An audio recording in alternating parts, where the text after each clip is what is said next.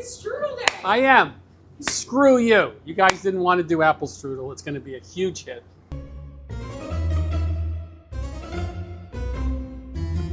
Okay, today we're going to do the recipe I've been wanting to do for a year and a half here at Mill Street. It's apple strudel. You don't think you can do it at home. I didn't think I could do it at home. I visited Austria last summer.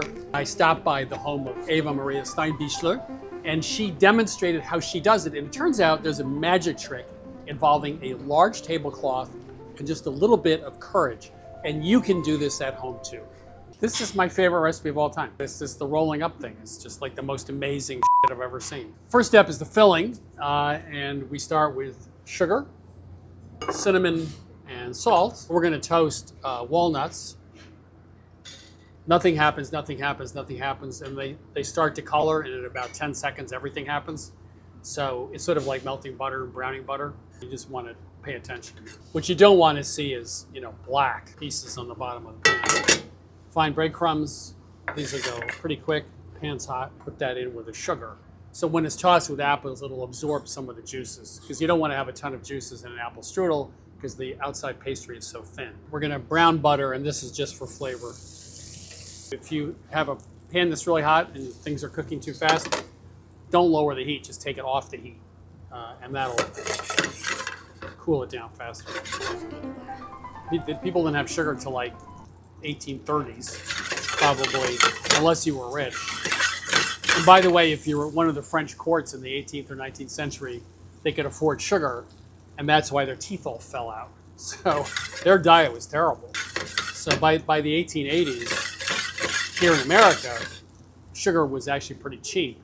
And there were stores here in Boston that were just sugar confectionery stores where they made all sorts of three-dimensional palaces and things out of sugar, and people were going nuts. Now you can see underneath the foam, that's a nice color.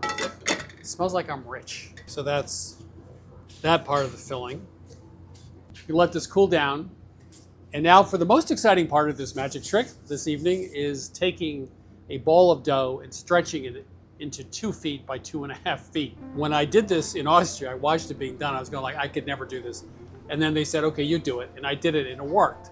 So you can do it. Water, egg yolk, oil, some salt in there. Now we're gonna do this like you would do pasta dough, right? Make a well in the center. I like to mix this up separately. It's the fat to flour ratio makes it work. I've never worked with a dough like this. I've made lots of dough. This is just the most workable dough in the world. I have to let this rest a little bit. When we stretch it out, it's going to be so thin, it's almost transparent. You can actually read a page from a book or newspaper through it. So it's starting to come together. One of the things she did is every once in a while, she'd throw the dough down like this. And you're going to do this for a while. When you throw it down, you're not going like this. You're going to, you really want to hit it. It's so enjoyable. In American pie dough, everyone says, well, don't work it too hard, don't develop the gluten. Yeah, you want gluten because gluten makes dough stretchy. Now, there are two things that develop gluten. One is the two proteins in flour, glutenin and gliadin, in the presence of water, will start to form a mesh. The other thing is mechanical action develops gluten. So this is a lot of mechanical action. There are a few things you can do by hand, but cooking is probably the easiest thing to do. And this, if you're going to do something by hand, this is going to be the most satisfying. And if you have kids, this would actually be something they would enjoy. They can't mess it up. Well, they could mess it up. So we're going to let this sit at least 30 minutes. Makes it a little bit easier to stretch out. Here's where we take a turn in the recipe. So this is a tablecloth or any large cloth. And this is going to make it easy, believe it or not, to roll up the strudel. Well, it's so thin, you couldn't just do it on a counter. You actually have to have some help. The other thing you need to do is lightly flour because you do not want the dough to stick to it. Should have worn my lederhosen. So we're going to start by rolling this out to about 12 inches.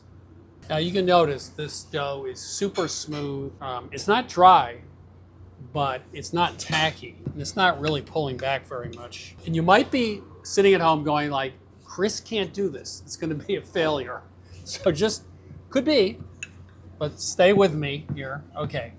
And now we start stretching. Now, if you want to, you could put your hands underneath it and do it as you would a pizza. When I watched her do it in Austria, she just was constantly just pulling out and stretching, which I think is much easier to do. One secret of this I find is when you stretch, you don't want to just stretch the edges, you want to stretch from the center, because otherwise the center is going to end up thicker.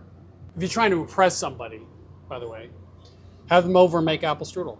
You do have to be patient because this does take some time. We're getting there. If you do have any tears in it, by the way, it's okay. It's going to roll up. Okay, I think we're good. So we're going to trim off some of the edge. It's a little thicker. We're using my least favorite apple in the world, the Granny Smith. Horrible eating apple, inedible. Great for baking in that it keeps its shape. A couple tablespoons of melted butter. Make sure you get the edges here. Well, it's an art project that's actually not hard to do, unlike most art projects, for me anyway. It's a Klimt. Then you put the filling in, not around the sides. Are we ready? Am I ready? I feel like Evel Knievel about to go over the buses in Vegas or something. So I'm going to start it a little bit here. Ta-da! Here we go. Ready? Sure hope this works. Amazing! Hooray! So we're going to tuck these under, and there we have a strudel. Yeah, if you don't have dough, you could just use stocking. It'd be great. Another tablespoon on top. 400-degree oven for half an hour, a little bit more. All it's missing is my lederhosen. Now I have 2 pair, and they're great for hiking. I can't fit into them anymore, so anyway, so that's why I'm not wearing. Oh. I'm just enjoying the beauty of this. So I'm just going to cut off an end here. You have a super thin outer layer. You can see it's paper thin. It's just the right texture. It's also better served warm. And then, of course, Mitschlag, whipped cream, of course. And there you have it. Well, there I have it, actually, to be specific. One of the things I love about Austrian cooking is nothing's overdone. This is a pretty simple filling. There's not too much sugar in it. It's not really fancy. It looks fancy, but it's actually not that hard to do, which is true of a lot of Austrian food. I was trying to think what the Austrian national anthem is like, but that's probably a bad idea.